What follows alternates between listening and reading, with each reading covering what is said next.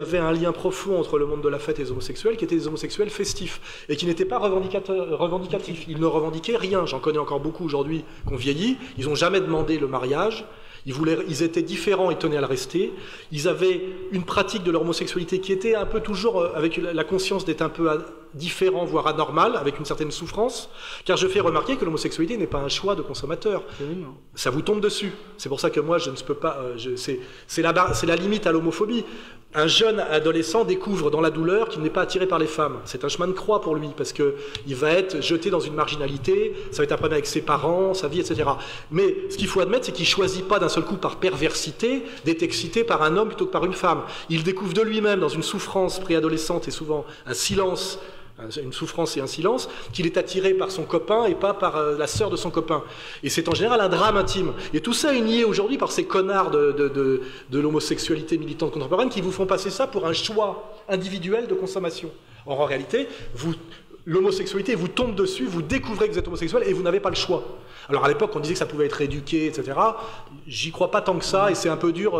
Moi, j'étais gaucher, on essayait de faire de moi un droitier. J'aime pas trop ce genre de truc. Et c'est vrai que de dire à un type, en réalité, tu as une sexualité immature, tu n'aimes pas les femmes, mais tu vas les aimer, mon pote. En revanche, à l'époque, pour que la société fonctionne bien, l'homosexuel avait une double vie, en réalité. Il épousait une femme, il avait des gosses, et il avait une pratique homosexuelle cachée. Or, toute la question est ça doit être caché. Caché d'abord aux autres et caché aux enfants. La sexualité ne s'expose pas, c'est un principe. Il est évident que c'est une source de troubles terribles d'exposer la sexualité et d'exposer les organes de la sexualité. Quand je vois qu'aujourd'hui, on a autorisé aux États-Unis aux femmes de se balader les seins à l'air dans Central Park, je crois, il y a quelque chose qui ne va pas d'un point de vue anthropologique. Nous, on l'a fait dans les plages, il n'y a pas de s'il y a quelque chose qui ne va pas. D'abord, on est toujours dans l'idée que les femmes ont des poitrines magnifiques, ça va être génial de voir des femmes à poil. C'est beau de voir une femme à poil quand elle est belle. Quand elle n'est pas très belle, il vaut mieux qu'elle s'habille et bien habillée, parce que les vêtements, c'est fait pour améliorer l'idée du corps, vous voyez. Donc déjà, c'est très arrogant de penser qu'on peut exhiber son corps.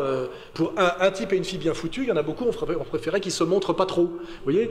Et donc, il y a toute cette idéologie actuelle laide, catastrophique, stupide, qu'il est très facile d'aller contrer par des arguments simples, des arguments de bon sens, auxquels tout le monde adhère en réalité. Tout le monde adhère, y compris l'immense majorité des homosexuels.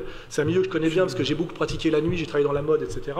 Les homos que je connais me disent « Mais Alain, nous, on n'a jamais voulu de cette merde, ça crée de l'homophobie à tout va. » Et c'est pour ça que vous imaginez que les LGBT, en statistique, c'est encore plus infime que le CRIF. Hein. Oui, c'est ça. Ouais. Absolument. Il y a très peu d'hommes dont le rêve est de devenir des femmes et vice-versa. Et qu'on ne nous dise pas que ces gens-là font pression sur la République par leur puissance intrinsèque pour faire changer les lois. On se sert d'eux pour casser des structures de résistance à la toute-puissance du marché et de résistance à l'immoralité que représente en fait le capitalisme financier dans sa phase ultime. Donc l'idée ultime de tout ça, c'est que l'homme, comme le dit bien Kant, a la loi morale en lui.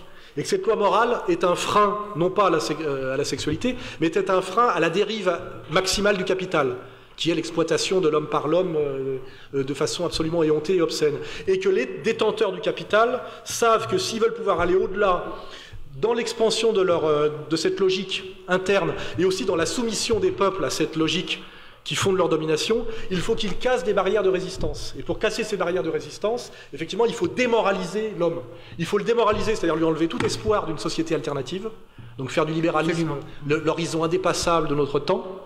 Et il faut le démoraliser en lui faisant perdre tout sens moral, pour qu'il accepte à la fois le sort des Palestiniens, hein, qu'il accepte effectivement que ces gosses, ils soient obligés de les vendre pour bouffer à des prédateurs sexuels riches, ce qui est le cas au Maghreb, hein, par exemple, il ne faut pas se mentir, hein, c'est une pratique courante au Maroc, hein, chez les pauvres, hein, voilà. Et que pour qu'on accepte tout ça, il faut casser tout ça, et pour ça, il faut le casser par de la propagande, du dressage, en faisant croire que c'est progressiste, que c'est égalitaire, que c'est normal, que c'est votre intérêt d'y adhérer, et que vous vous sentiez marginal, isolé et inquiet si vous y résistez.